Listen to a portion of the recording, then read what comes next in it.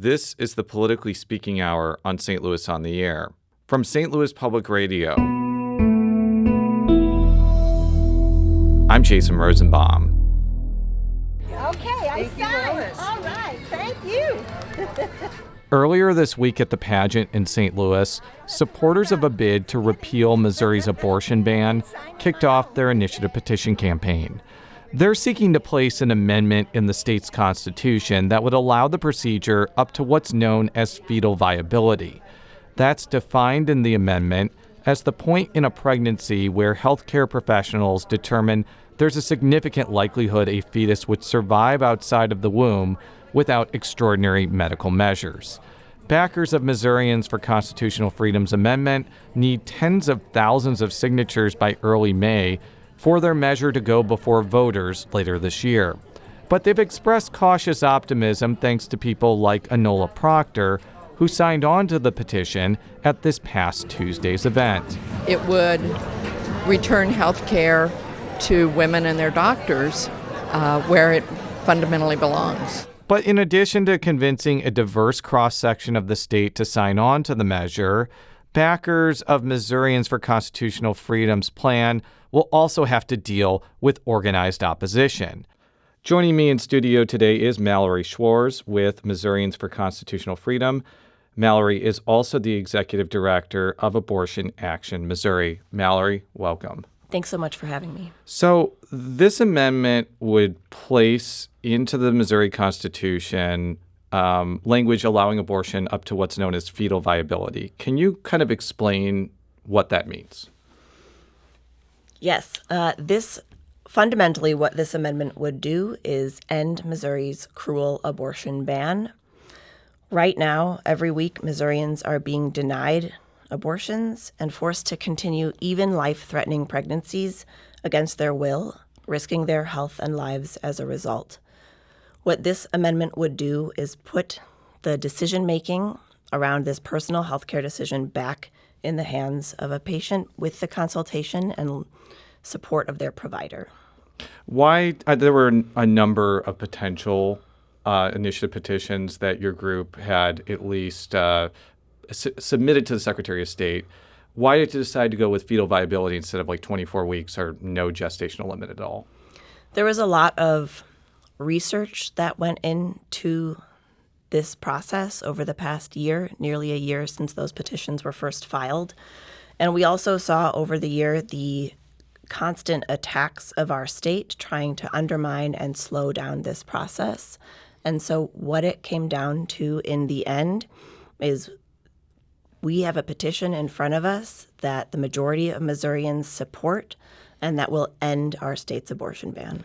So the decision that ended up overturning Roe versus Wade created a lot of ambiguity for patients and doctors. Melissa Farmer was 17 weeks pregnant when her water broke.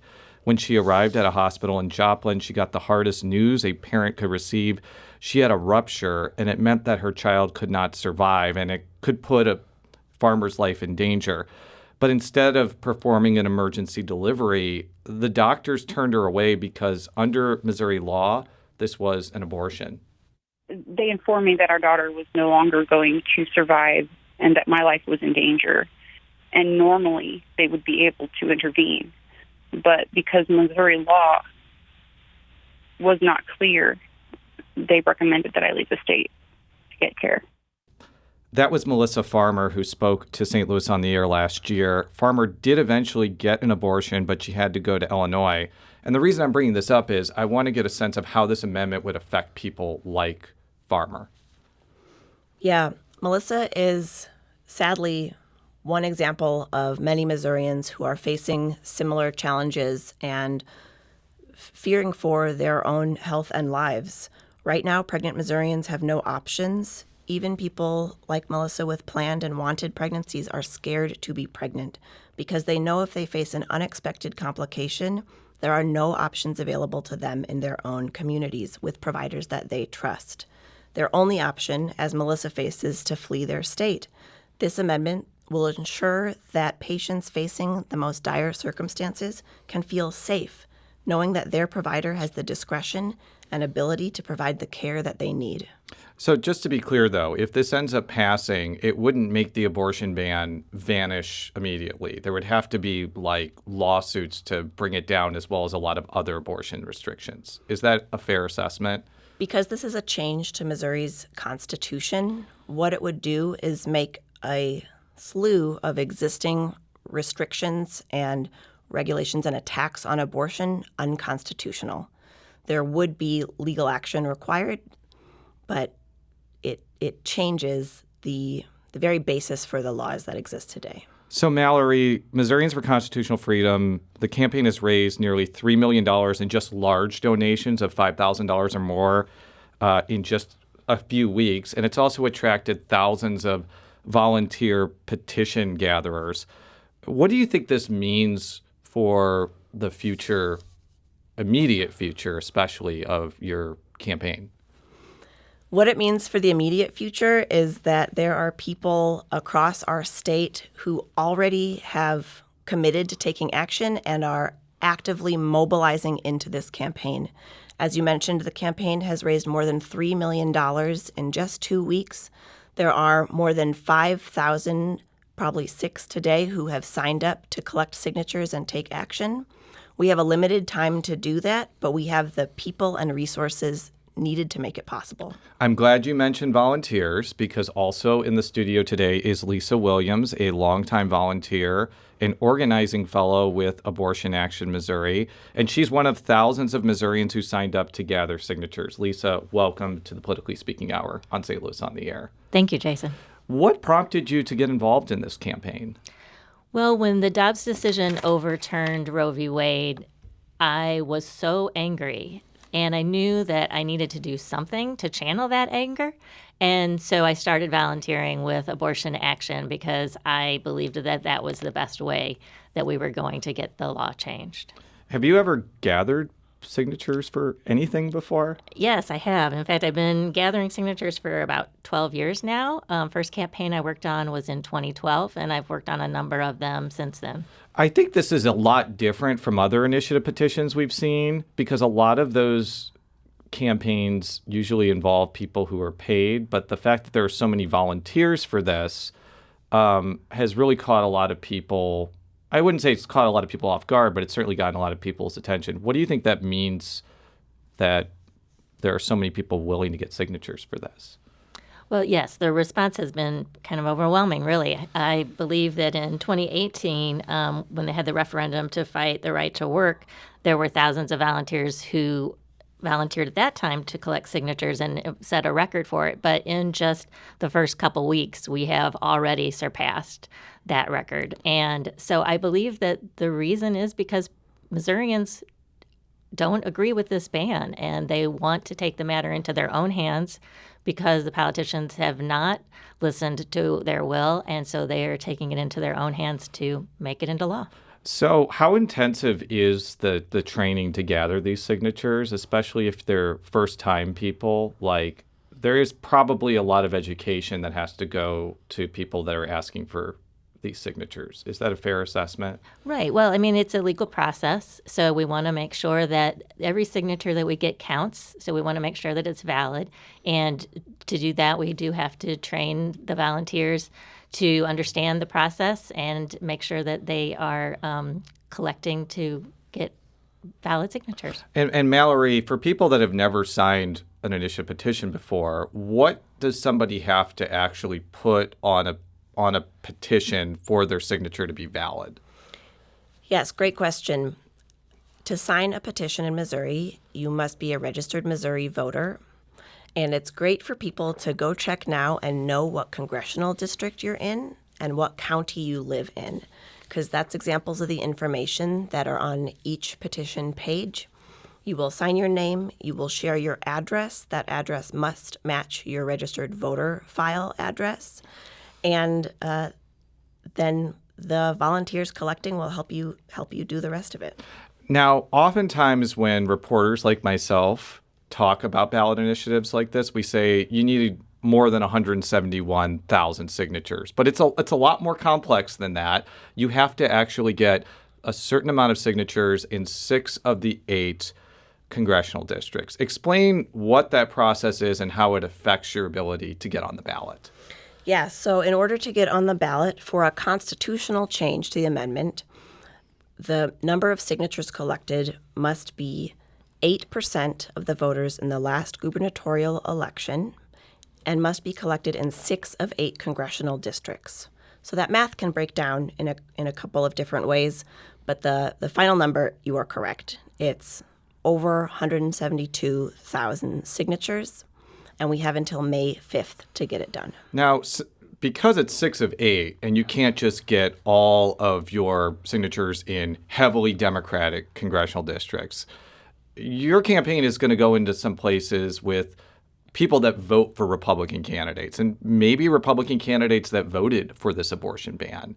How does that make your effort to get the amount of signatures you need in the geographic reach that you need to get in a really short time frame? You know, I think the outpouring of support that we've seen has come from all corners of the state, and there is room in this campaign for every Missourian, no matter where they live. We had hundreds of people show up this past week on the Tuesday kickoff events in Springfield, in Columbia, in St. Joseph, as well as the urban centers of Kansas City and St. Louis. There is support for this that is nonpartisan, that is across people of every background and faith background and belief system, and there is room in this campaign for all of them. We are talking with Mallory Schwarz and Lisa Williams, who are trying to get Missourians for Constitutional Freedom's ballot initiative on the 2024 ballot.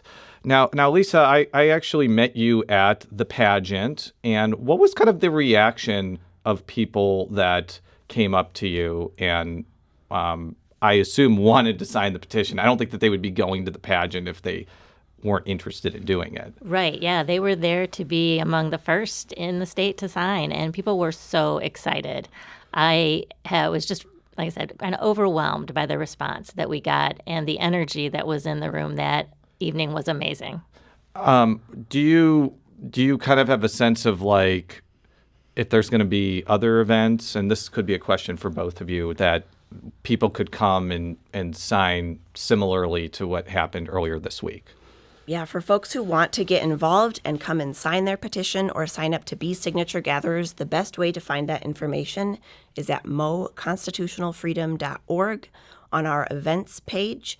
You can see all upcoming events. I will say right now, there are more than a dozen trainings set for the next 10 days, and they are all full, which I think shows the volume of response. But folks can sign up and take the pledge on the page to be the first to hear about the next posted trainings. And could people expect to see signature gatherers in like grocery stores or in front of libraries or in front of Busch Stadium? Like, if they can't make an event, would there be expectation that they'll just see them around in public? Absolutely. There have been teams out across the state all week long. So if you see someone in the parking lot of your Walmart or in front of your local library, stop and engage with them, and they will help you sign. So, Mallory, we've been talking for a number of months, and getting to this point has not been particularly easy. You mentioned the fact that the ballot summary had been under litigation, and there was this time-consuming fight between the state auditor and the attorney general over the fiscal note. One of the other complications was there was another initiative that made more modest alterations to Missouri's abortion ban. But on Thursday, Jamie Corley, the executive director of the Missouri Women and Family Research Fund, said she was suspending the campaign for the measure that would have legalized abortion up to 12 weeks of pregnancy and created a slew of exceptions to the ban. We had to make a decision about whether we want to continue pushing this forward, getting to the ballot. You know, having 2 amendments on the ballot would pretty much guarantee both of them fail. And we genuinely don't want to see that, you know, despite some, people claiming I'm, a Republican plant or an anti-abortion plant. That has never been our intention. So that's why we're pulling the amendment. That was Jamie Corley of the Missouri Women and Family Research Fund. As she alluded to, she is a longtime Republican operative that wanted to chip away at Missouri's abortion ban. Mallory, what's your reaction to this development? I think we are really excited to see the growing momentum and growing coalition supporting Missourians for constitutional freedom. And we are proud to work with with any Missourian who is ready to fight back and end Missouri's ban. And I think Jamie's comment and role shows what we've long known, which is this is not a partisan issue. Missourians across the state oppose this ban. And I imagine that there is a sense of relief that there's not a competing initiative, because not only could voters be confused when they're getting signatures, but and this is a little in the weeds, but it's really important for your initiative. If both made the ballot, it could have created a lot of complications, because if there's two ballot initiatives of the same subject, the one with more votes wins. So that's a long way of asking, you're probably relieved you don't have competition. Is that fair to say? Yeah, I'm really excited to see people come together to support this one effort. And it's hard enough work to get one measure on the ballot, and it's going to take all of us in that one tent. There is current opposition to what you're trying to do. Not only are there a number of people that oppose abortion rights who are telling people, vote this down. Missouri Right to Life actually has a tip line in their Decline to Sign campaign. And so I want to make a caveat that Missouri Right to Life has the right to free speech as much as anybody else. But is there any thought process about this particular strategy as you all are gathering signatures? The beauty of the initiative petition process is that it's a very clear example of our democracy. Missourians go out and they talk to their neighbors and ask for support just to have the opportunity to vote on this policy. The Coalition for Life effort is undermining our democracy, and the fact that they are collecting these tips and urging neighbors to call out their neighbors shows that they know that the majority of Missourians are not on their side, and that this is a tactic they're left to resort to. And if those complications weren't enough, the other curvature of this entire debate is that between now and May, it's possible lawmakers will try to place something on the ballot that makes the Constitution more difficult to amend. And some Republicans, like State Senator Rick Bratton of Harrisonville, who happens to be the chairman of the Missouri Freedom Caucus, have not been subtle about wanting to use initiative petition reform, which is what proponents call what I just mentioned, to block any abortion legalization measure. We played nice. We did that, and all we did was get knives in our backs the entire session.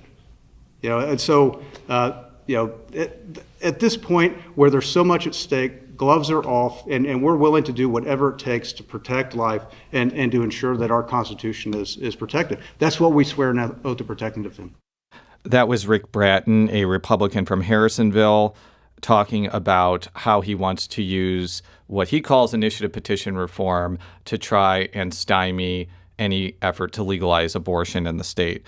Mallory, how big of a threat are proposals like these to what you're trying to do later in the year?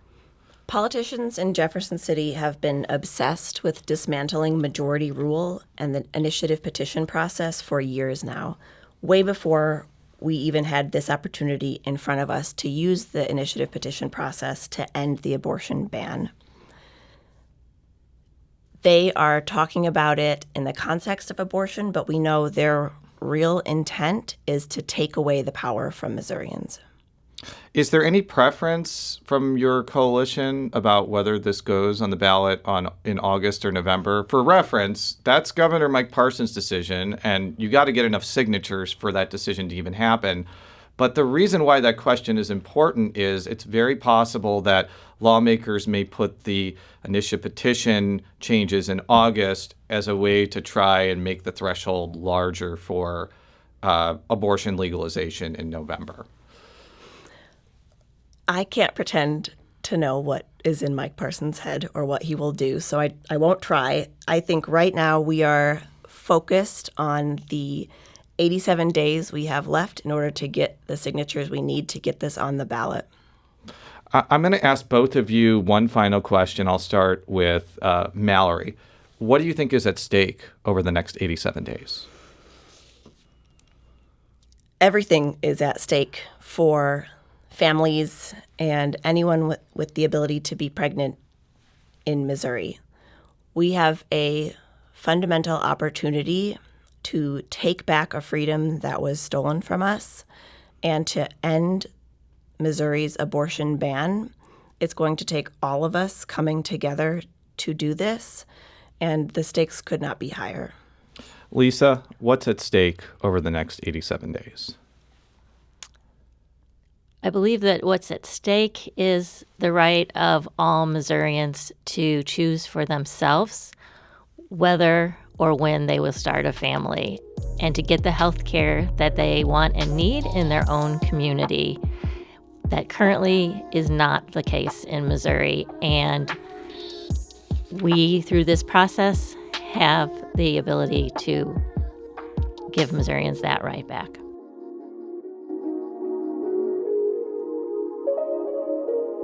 Mallory Schwarz is with Missourians for Constitutional Freedom and is the executive director of Abortion Action Missouri. And Lisa Williams is a volunteer petitioner for the campaign.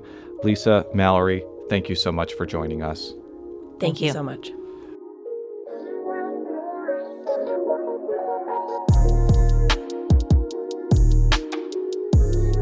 Today's episode was produced by our executive producer, Alex Hoyer.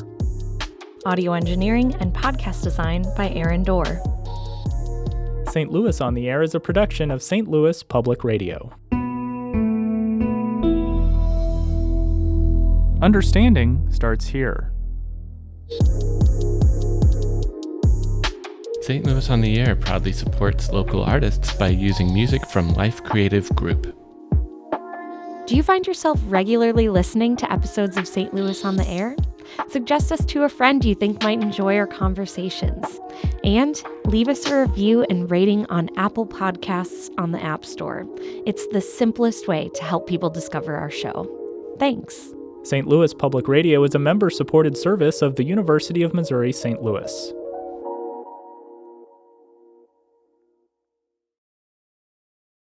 Support comes from the Missouri Forest Products Association, providing more than 41,000 jobs in the production of wood pallets, railroad ties, white oak barrels, hardwood floors, and more.